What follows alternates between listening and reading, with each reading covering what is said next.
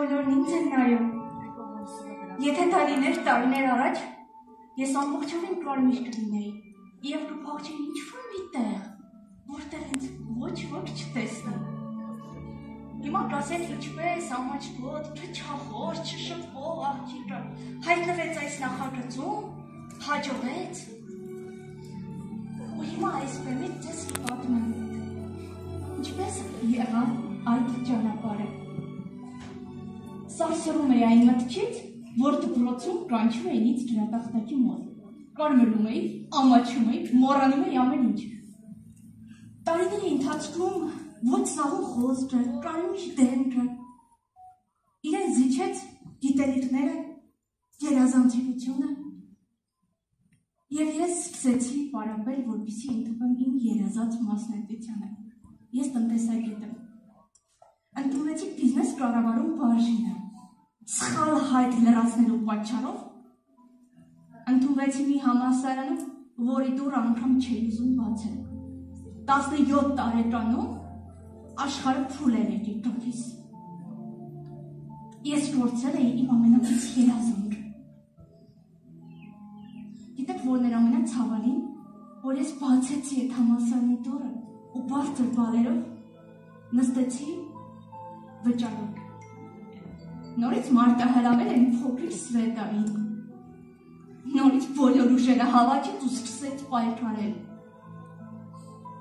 Հենց առաջի տարում տեղափոխվեցի անվճար տարբերակ ու երազանց ավարտեցի մագիստրատուրան։ Թվում էր բոլոր դռները բացվելու են իմ առաջ։ Բոլոր աշխատանքներն իմն են։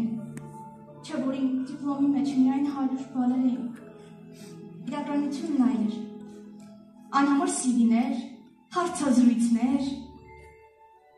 կամավորական աշխատանք 3 տարի։ Ծերերի ցերեկային կենտրոն, որտեղ կատարում էի անվճար աշխատանք։ Ինձ շատ էին հավանում, գովում էին, տարիներն անցնում էին, իսկ վճարովի հաստիկ այդպես էլ չեղավ։ Ամուսնացա ու ծնվեց իմ աղջիկը։ Կանայք այստեղ կհասկանան, մամայությունն ինչքան էլ երջանկություն լինի, կինը այդ կաթսաների ու պամպերսների արանքում մոռանում է իր երազանքների մասին, մոռանում է, որ ինքը մի օր երազել էր հաղթելու, ճախրելու հաջողության մասին։ Այդ ընթացքում էր, որ մի օր համացանցում առաջին ստացա աշխատանք տնից ցանցային ոլորտում։ Անկեղծ լինեմ, ոչինչ չգիտեի ցանցային ոլորտի մասին։ Կասկածեցի շատ, բայց ընդունեցի առաջարկը։ Գիտեք ինչու՞։ Որովհետև առաջին անգամ ինձ առաջարկվեց մի ոլորտ, որտեղ իմ հաջողությունը կախված էր լինելու ոչ ծանոթից, ոչ խնամիներից, ոչ հայկական որևիցե տարբերակից։ Ինձ հստակ ասեցին, քո հաջողությունը կախված է լինելու միայն քեզանից։ Զրնգում էր զանգերի պես այդ բառերը։ Ինչ էի անելու ես։ Ինչ արեց փոքրիկ Սվետան, վերցրեց իր ուժերը, հիշեց երազանքների մասին ու որոշեց նորից քայլել։ Չէ՞ որ նա հիշում էր իր երազանքների մասին։ Զանգեցի ծանոթներիս, ընկերիս, բարեկամներիս, այնքան ոգևորեցին։ Ոչ իմ Սվետան երեխան կմեծանալ մի նոր գործ գտնես, մի նեղվի։ Թվում էր հաջորդ հարվածն է գալուս, բայց այստեղ եկավ մի լուսավոր ձեռք, ամուսինս ուսումնասիրեց մարքեթինգ պլանը ու ասաց, այս ոլորտը ռեալ է, և ես հավատում եմ, որ դու կանես սա։ Ես հավատացի նրան։ Սկսվեց նոր ճանապարհ, նոր մասնագիտություն, դժվարություններ, 200 բալ, 400 բալ, լիդերի ստատուս, հասնում եմ 1000 բալ, ծնվեց աղջիկս։ Բաների անկում։ Նորից կանգնած եմ 600 բալի առաջ ու մտածում եմ, գուցե բոլորը ճիշտ էին։ Տեսնում եմ հաջողակներին, բոլորը վառ են, խարիզմատիկ են, շփվող են, իսկ ես, ախր ես իրենց պես չեմ։ 2018 թվական, մի այսպիսի դալիճ, երկու ամսական աղջկաց թողնում եմ Գյումրիում ու գալիս միջոցառման։ Ես նստած եմ այն ամենավերջում,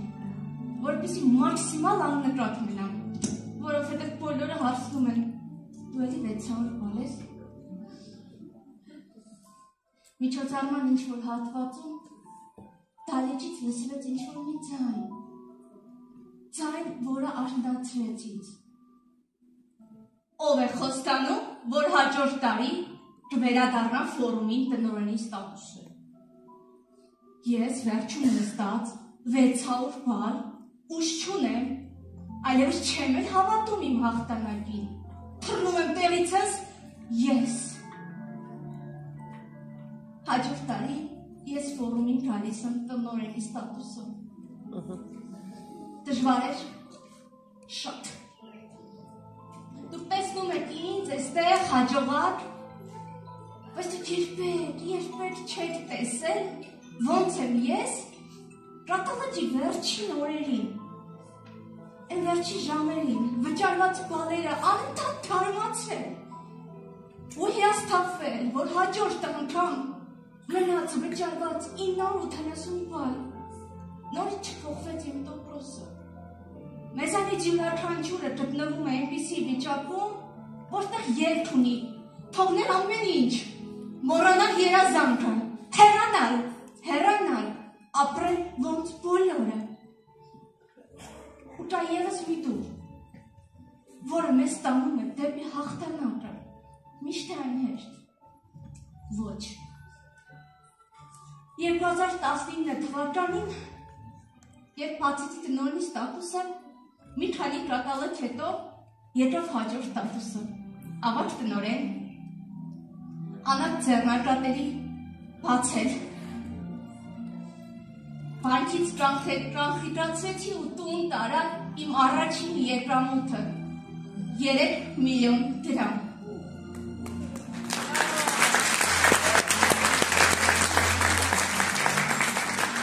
Այդ գումարը դրեցի սեղանին, իսկ տնեցիները վստահ էին, որ այդ կաբինետից երբեք գումար դուրս չի գալու։ Պատերազմ, COVID, դժվարություններ, թվում էր նորից կհաղթահարեմ, ես ախր անցել եմ մեր ճանապարհը, բայց կյանքը այս անգամ ինձ համար ուրիշ բան էր պատրաստել։ 2022 թվական մայիսի 19-ը ծնվեց իմ տղան։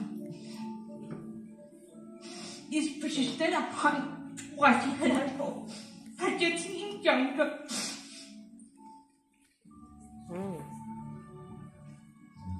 Թվում էր, թե պետք է նորովի նայել կյանքին, երեխաներիս, ընտանիքիս, նոր տնված տունը վայելել։ Իսկ այդ ֆոնին փլուզվում էր բիզնեսս։ Հեռանում էին լիդերներս, փոխտնօրեններս, տնօրենս։ Ինչ էր մնում։ Հորանալ երազանքս, թե հավաքել վերջին ուժերս ու նորից բարձրանալ, դժվարությամբ, մաքարելով։ Սա իմ ճանապարհն է, սա իմ կոշիկներն են։ Ու այս ֆիրմայի հնարավորությունը ինձ օգնեց հիմնովին փոխել իմ կյանքը։ Ու այսօր ես ամեն Աստծո աղոթում եմ, որ ես ինքս կարողանամ ֆիրմայի հնարավորությունները վերցնելով օգնեմ գոնե 10 կնոջ, որ փոխի իր կյանքը, ինչպես ֆիրման փոխեց իմ կյանքը։ Ես վստահ եմ, որ փոքրիկ Սվետան ամաչելով ու կարմրելով ինչ-որ միտեղ հիմա այն զարաթափա։